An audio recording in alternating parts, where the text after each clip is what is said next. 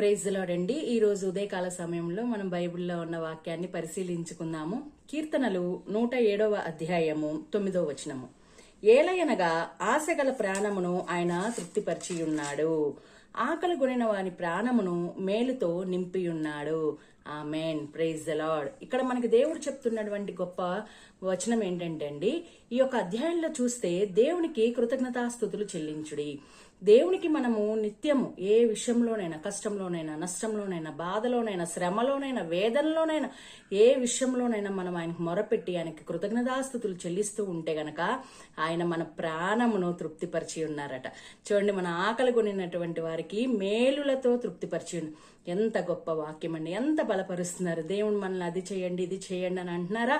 లేదు, కేవలం దేవుడు గొప్పవాడని మనం ఎరిగి ఆ యేసు ప్రభుల వారికి నిత్యము మనం స్తుతులు, స్తోత్రాలు, కృతజ్ఞత విషయాలు అందించినట్లయితే అవి మనల్ని మేలుతో నింపేటటువంటి వారు. ఆమేన్. Praise the lord.